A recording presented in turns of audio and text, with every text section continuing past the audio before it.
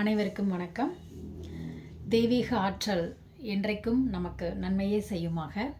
இன்றைக்கி இந்த பதிவில் குளியல் முறையை பற்றி நம்ம பார்க்க போகிறோங்க. டெய்லி எல்லாருமே குளிக்கிறோம் இல்லைங்களா? அது இந்த சம்மரில் எல்லாருமே ஒரு தடவைக்கு 2 தடவை 3 தடவை குளிக்கிறவங்கெல்லாம் இருக்காங்க. இந்த குளியல் நம்ம உடம்புல என்ன செய்யுது அப்படிங்கிறத பற்றி தான் இந்த பதிவில் நம்ம பார்க்க போகிறோம். ஓகேங்களா? குளிக்கிறதுங்கிறது குளிர்வித்தல், உடலை குளிர்வித்தல் அப்படிங்கிறது தான் மருவி குளித்தல் அப்படியாக மாறிடுச்சு. இன்றைக்கி குளிச்சியா அப்படின்னு நம்ம கேட்குற மாதிரி ஆயிடுச்சுங்க. இப்போ இந்த குளிக்கிறது எப்படி அப்படின்றத பற்றி நம்ம பார்க்க போகிறோம். நம்ம உடம்புல இருக்கக்கூட சூட்டை குறைக்கிறது தாங்க இந்த உடலை குளிர்வித்தல். உடலை குளிர்வித்தல், உடம்புல இருக்கக்கூடிய உள்ளே இருக்கிற ஆர்கானும் சுத்தமாகணும், அதே சமயம் குளிர்ச்சி அடையணும். வெளியில் இருக்கக்கூடிய மற்ற நம்ம ஃபேஸில் இருக்கக்கூடியது கை கால் எல்லாமே சுத்தமும் ஆகணும், குளிர்ச்சியும் அடையணும். இதுக்கு இந்த குளிக்கிற முறை நம்ம எப்படி பண்ணுவோம்? நம்ம டெய்லி காலையில் நீங்கள் எத்தனை மணிக்கு எந்திரிச்சாலும் சரி, ஆக்சுவலாக எந்திரிக்கிறதுங்கிறது சூரிய உதயத்துக்கு முன்னாடியே எந்திரிச்சு குளிக்கணுங்கிறது தான் நம்மளுடைய கலாச்சாரம். அன்றைய முன்னோர்களில் நமக்கு அதை தான் கொடுத்துட்டு போனாங்க.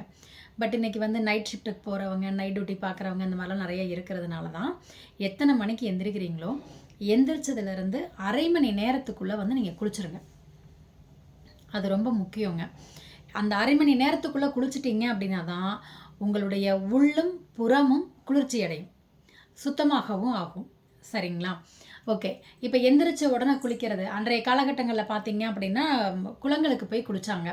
குளங்களில் பார்த்தீங்கன்னா நம்ம காலை மெதுவாக ஸ்டெப் பை ஸ்டெப்பாக அந்த படித்துறைகளில் படிக்கட்டுகளில் வைக்க கொஞ்சம் கொஞ்சமாக அந்த ஹீட்டு உள்ளே இருக்கிற ஹீட்டெல்லாம் ஏறி தலை உச்சந்தலைய வழியாக வெளியேறிட்டு இருந்ததுங்க.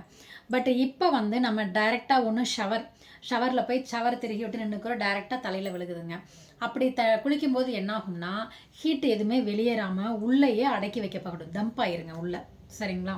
அப்போ நம்ம வீடுகளில் தான் குளிச்சாகணும். இன்றைக்கி இன்றைய காலகட்டங்களில் ஆறு குளம்லாம் தேடி போக முடியாது இல்லைங்களா?